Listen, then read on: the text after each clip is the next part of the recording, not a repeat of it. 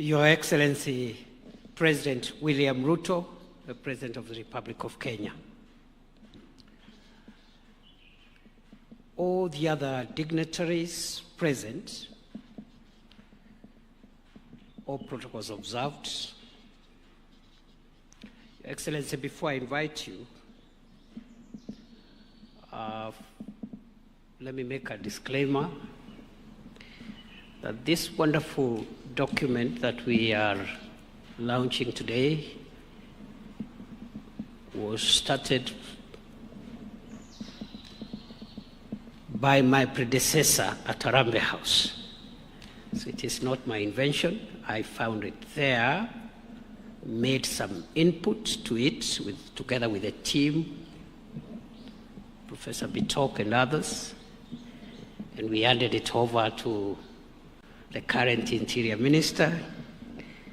So I thought I should clarify as a sign of intellectual and academic honesty that it is not my invention. Your Excellency, I want to make two remarks before I invite you. The first is that this event provides firm evidence of Kenya's commitment to its obligations under national and international law regarding the protection of refugees as contained in the various instruments applicable to Kenya, including the 1951 UN Convention relating to the status of refugees and its protocol of 1967, the OAU Convention of 1969 governing specific aspects relating to refugee problems in Africa, the Constitution of Kenya, and the Refugees Act and the regulations made thereunder. This event is a testament that Kenya is committed to fulfilling its obligations under international law and the law of our country. Secondly and lastly, Your Excellency,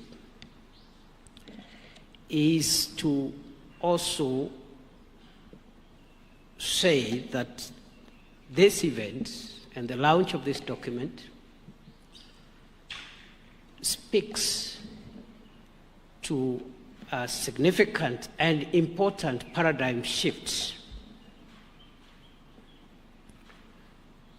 in several ways. First, a shift from short-term temporary solutions to the enforcement of the rights of people who find themselves away from their home, not because of their own liking, but because of factors that have compelled them to flee for their safety and for their rights and liberty. So it's a paradigm shift from that temporary solution or interventions approach to durable solutions as required by international law and our Constitution, where we are offering durable solutions. It is also a paradigm shift, Your Excellency, from burden shifting to burden sharing. Because as the High Commissioner for Refugees, the UN High Commissioner for Refugees has correctly stated, the issue of refugees is a global problem. It's not a problem of the country of origin of these people or the host country or the donor countries.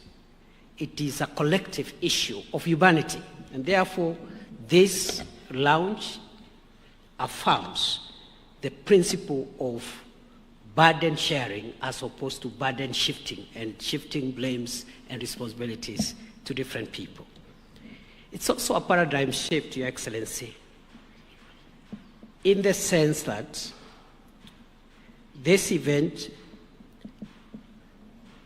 cements the principle that refugees are not necessarily a problem. They are just people who could have experienced problems, but they are not a problem. Many countries have been built with the inputs and ideas of people who necessarily did not originate from those countries. Many inventions, many ideas that have shaped certain societies have been developed by people who have found themselves in other countries other than the countries they were born. And lastly, Your Excellency, this is a paradigm shift in the sense that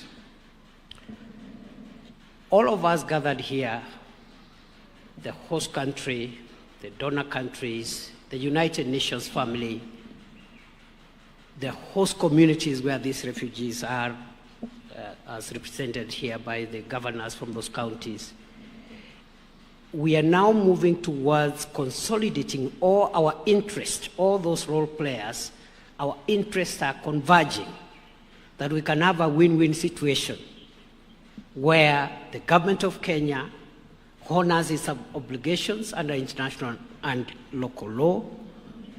The host communities get benefits as defined in this plan. The donor communities also are able to channel resources to durable solutions. And therefore, this is a win-win situation for all of us. And going forward, therefore, the integration of refugees with those communities, sharing services, sharing the same quality of life that is dignifying for host communities and the refugees is a game changer, and I hope that this will be a good case study of how refugee hosting countries can provide durable solutions, especially in the form of local integration in unique cases like ours, where resettlement to third countries or voluntary repatriation is not feasible. I'll stop there, Your Excellency, because our Deputy President should not speak for too long, and also because I can see in this audience people who are much more well-versed with this subject than myself, both as practitioners, but also academics, including, Your Excellency, your National Security Advisor, Dr. Monica Juma. It's one of the foremost authorities, perhaps maybe better than myself, so I will not risk contradicting the academy. With those many remarks,